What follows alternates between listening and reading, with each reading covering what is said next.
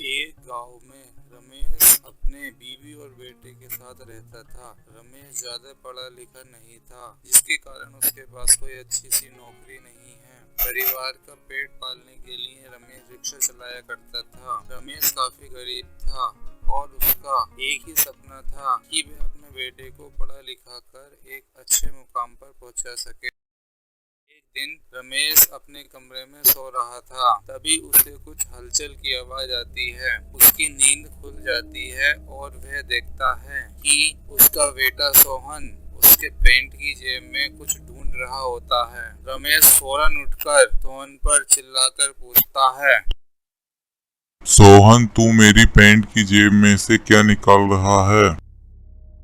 पापा वो मैं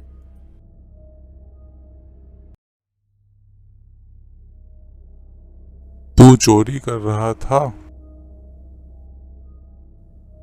तेरी ऐसी कौन सी इच्छा है जो मैं पूरी नहीं कर पाया? ऐसे कौन से खर्चे हैं तेरे जिसकी वजह से अपने बाप के पैंट से पैसा निकालना पड़ा? मैं सुबह से शाम तक सिर्फ इसलिए मेहनत करता हूँ कि तुझे किसी अच्छे मकाम पर पहुँचा सकूँ, और तू चोरी सीख रहा है?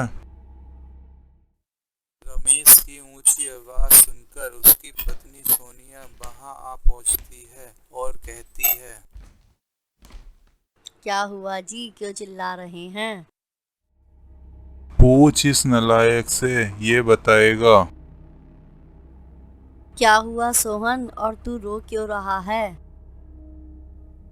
सोहन कुछ नहीं बोलता, बस सिर नीचे किए रहता है। ये अपने पापा की जेब साफ कर रहा था।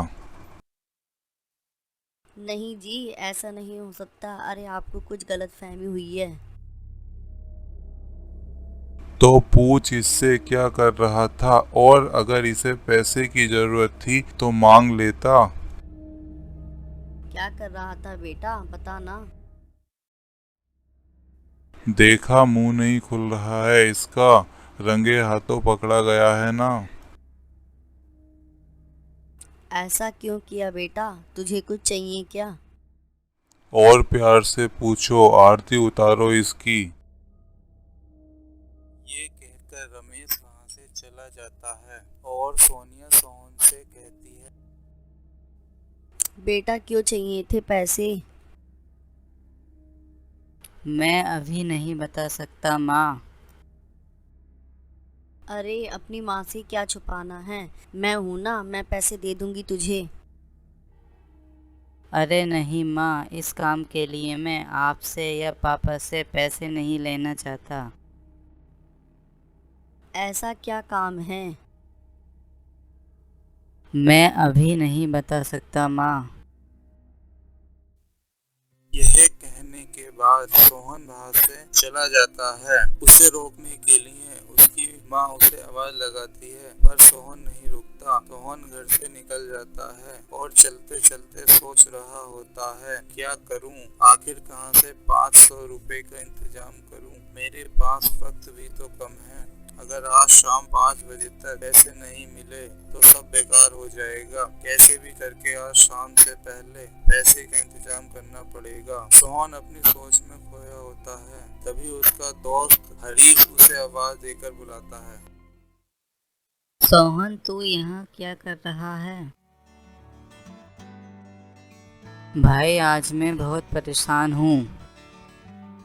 अरे भाई के होते हुए कैसे परेशानी, क्या बात है बता। यार क्या बताऊँ परेशानी, तू मेरी परेशानी दूर कर देगा क्या? परेशानी दूर तो नहीं कर पाऊंगा, लेकिन परेशानी दूर करने का रास्ता जरूर बता दूंगा। मुझे आज शाम से पहले 500 रुपये चाहिए। मुझे आज शाम से पहले हर हाल में 500 रुपये कमाने हैं। अच्छा, एक तरीका तो है, पर तू कर नहीं पाएगा।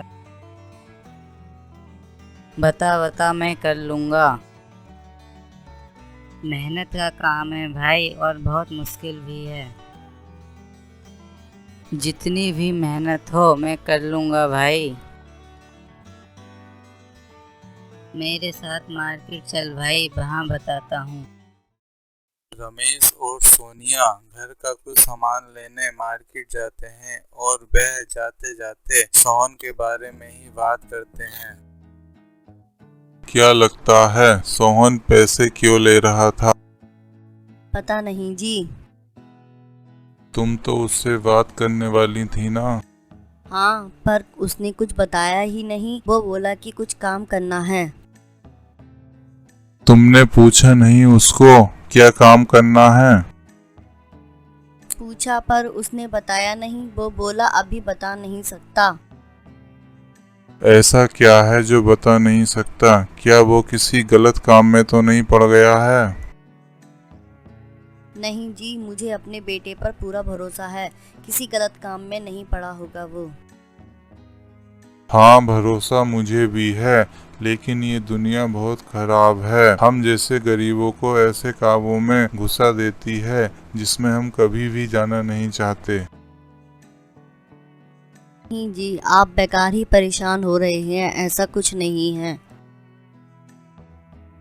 सही कहती हो, मैं भी बिना जाने उसके ऊपर चिल्ला रहा था। वो चोरी कर रहा था क्योंकि मैं उसकी इच्छाएं पूरी नहीं कर पा रहा था। ऐसा कुछ नहीं है जी, आप कुछ ज्यादा ही सोचने लगे हैं। वे दोनों आगे चलते हैं कि रमेश अचानक रुक जाता है। यह देखकर सोनिया भी रुक जाती है। सोनिया पूछती है, अरे क्या हुआ, क्यों रुक गए? वो देखो।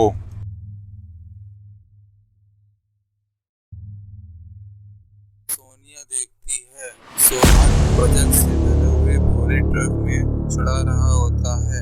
ये देखकर रमेश रोने लगता है और वे वहां से चले जाते हैं। सोनिया भी उसके पीछे चली जाती है। रात का वक्त है। रमेश और सोनिया सोहन का इंतजार कर रहे होते हैं। ये लड़का अभी तक आया क्यों नहीं? आता ही होगा, आप परेशान ना हो। अरे कैसे परेशान ना हूँ? वो ये सब बातें कर रहे होते हैं, तभी सोहन वहां आ जाता है और जोर से कहता है, हैप्पी बर्थडे माँ और पापा। सोहन की आवाज सुनकर रमेश और सोनिया चौंक जाते हैं। सोहन के हाथ में एक केक होता है और वह कहता है, याद है मैंने आपसे पूछा था कि आपका जन्मदिन कब है, तो आपने कहा था कि हमारा जन्मदिन 1 सितंबर को आता है और आज 1 सितंबर है, और मैंने आपको वादा किया था कि मैं आपका जन्मदिन जरूर मनाऊंगा। तू हमारे लिए ये सब कर रहा था और मैं तुम्हारे ऊपर इतना चिल्लाया। मुझे माफ कर दे बेटा। अरे पापा, ऐसा कुछ मत कहिए, चलिए केक काटते हैं।